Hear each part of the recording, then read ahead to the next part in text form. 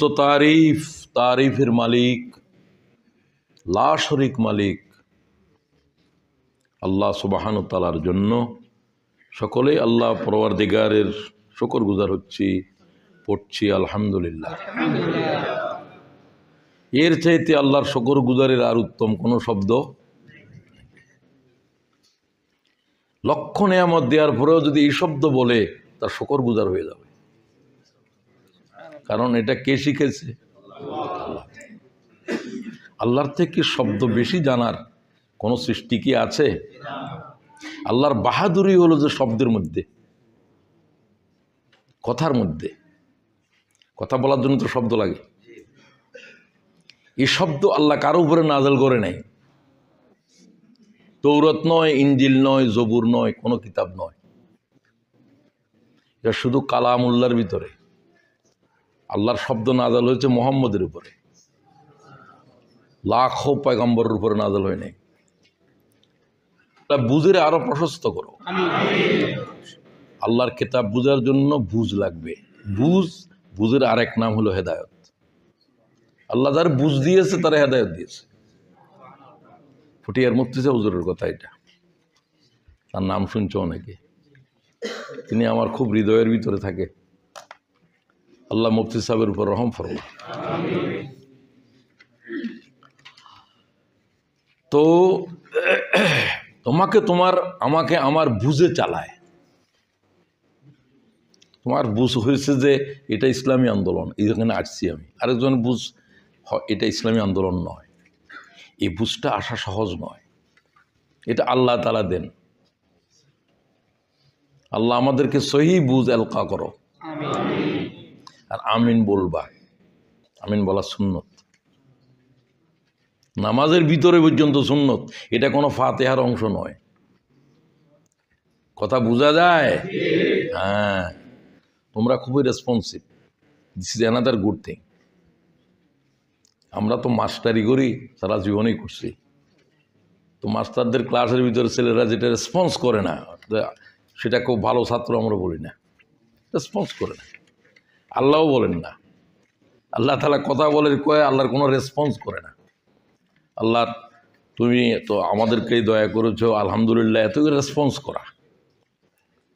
আর নিয়ামতের শুকর গুজার হলে আল্লাহ নিয়ামত কেড়ে নেয় না। ঠিক কিনা? বলো তো কেন ঠিক? লাইন লাযীদান্নাকুম, কেড়ে নেন না, নিয়ামতকে বাড়িয়ে দেন। তুমি কথা বলতে পারো, তুমি যদি শুকর গুজার করো যে না আল্লাহ তৌফিক দিয়েছে এই জন্য বলছি, আল্লাহ তোমার বাক শক্তি বাড়িয়ে দেবে। নিয়ামত দিয়েছে মক্কাওয়ালাকে, কদর করে নাই, কদর করেছে মদিনাওয়ালারা।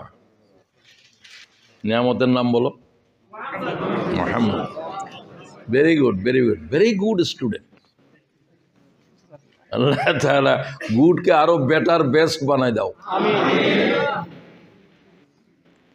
নিয়ামতকে কদরদানি করার কারণে ওই নিয়ামত আর মক্কায় ফিরে আসে নাই, মদিনায় রয়ে গেছে। বাড়িয়ে দিয়েছে যে কত বড় নিয়ামত। তাম জগতের এক পাল্লার উপরে রাখলে আল্লাহর তাম মখলুক করে মোহাম্মদ এর চাইতে বড় নিয়ামত। এটা আল্লাহ বলে দিয়েছেন যে মুমিনদের উপরে আমার সবচেয়ে বড় নিয়ামত, সবচেয়ে বড় দয়া কি? মোহাম্মদ। তোমরা জানো না, সেটার উপরে আমি লেখছি, আমার বই পর্যন্ত লেখা আছে। মোহাম্মদকে চিনল না, আফসোস। মোহাম্মদকে চিনা সহজ নয়। মোহাম্মদকে সবচেয়ে বেশি চিনে যিনি মোহাম্মদের বানাইছেন, আর কেউ চিনতে পারবে না। মোহাম্মদ আমাদের কাছে এক অতলন্ত সমুদ্র, যার তল নাই, কুল নাই, কিছু নাই, কিন্তু সব আছে আমাদের আয়ত্তের বাইরে। আমি মাঝে মাঝে বলি যে কোথা বুঝোনি, হয়তো বুঝো, তো আমার মধ্যে মনে হচ্ছে যে সবাই বুঝতেছি কিনা। মোহাম্মদ একটু ওই যে অতলন্ত সমুদ্র, যে সমুদ্রের কোনো তল নাই, কুল নাই, কিছু নাই, কিন্তু সব আছে। কেন আছে? তিনি মখলুক। মখলুকের সীমা থাকবে। মখলুকের কি থাকবে? আমার ওখানে দাও, ওটার দিকে নিয়ে আসবে। কিছুক্ষণ দাঁড়ায় থাকি আমি। দেখি কি হয়। আল্লাহ আমাকে দাঁড়াইবার তৌফিক দাও।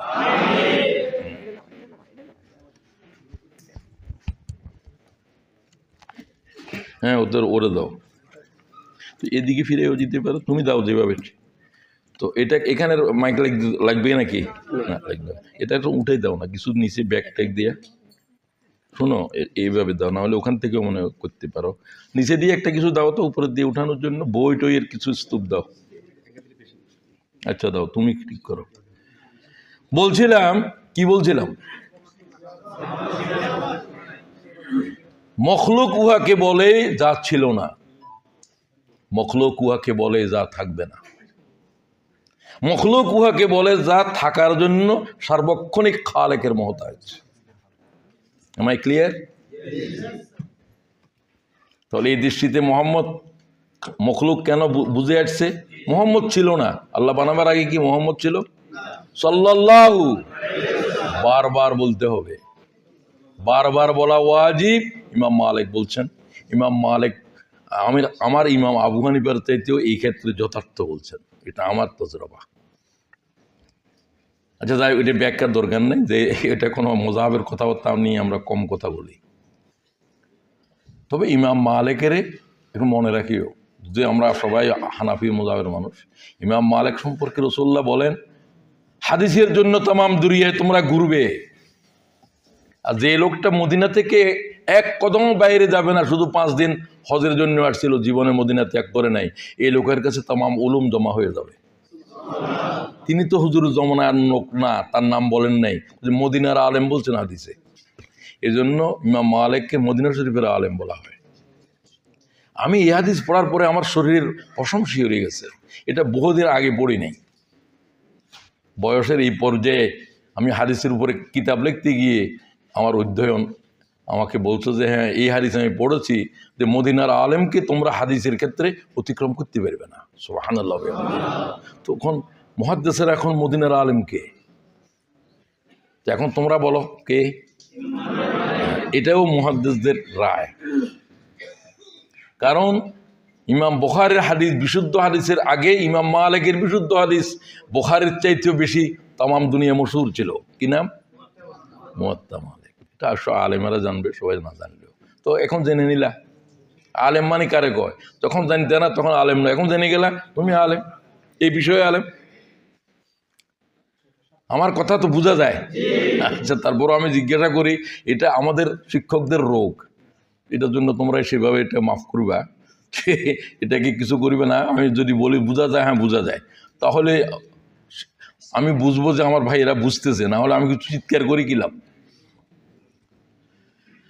তো আসো, রসুল্লাহর উপরে কথা বলার জন্য তো সময় হলো না।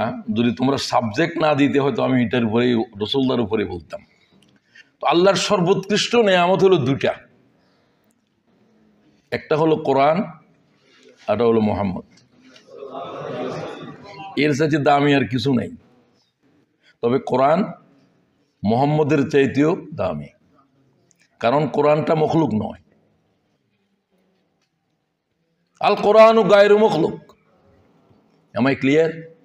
কে বুঝছো হাত তোলো? এই শব্দটা কে বুঝছো? এত লোকে কেমন বুঝলো?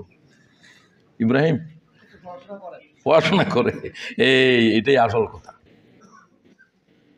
আল কোরআন ও গায়রে মখলুক, কালকেও আমি আলোচনায় বলছিলাম, এই শব্দ প্রয়োগ করতে যায় এরকম কিছু আকাশে নাই, জমিনে নাই। শুধু এই কথা প্রমাণ করার জন্য ইমাম আহমদ শহীদ হয়েছে। এটা হলো মুতাজালাদের ফিতনা। কত বড় আলেম মুতাজালাদের ভিতরে ঢুকছে, এর ভিতরে আল্লামা জমকশরী, যার কথা বললে আমার শরীর কেঁপে উঠে, তার এলেম এত বেশি। আলেমেরা বলেন কোরআন বুঝছে দুইজনে, আলেমদের কথা এটা। আউয়ালুহু জমকশরী ওয়াসানিয়ুহু জুরজানি। একটা শিক্ষক, একটা ছাত্র, দুইজনে হলো ল্যাংড়া, একজন ডান পায়ের, একজন বাম পায়ের। এগুলা বলতে গেলে সময় চলে যাচ্ছে, কিন্তু কথার পৃষ্ঠে কথা এসে যায়। আল্লাহ এগুলোর থেকে আমার হেফাজত করো, মূল কথা বলতে পারি না। আচ্ছা যাই হোক, কথা প্রসঙ্গে আসছে সেজন্য বলছি, কারণ জমকশরী আমার প্রিয় মানুষদের একজন। তফসিরকে আমি যে তফসির নিয়ে ঘাঁটি বেশি, কিন্তু এই সমস্ত লোকের মধ্যে জেহানের ভিতরে পর্যন্ত এই প্রবলেম ছিল। উনিও কোরআনকে মখলুক বলছেন, কিন্তু এটা কুফরি বিষয়। ইমাম আহমদ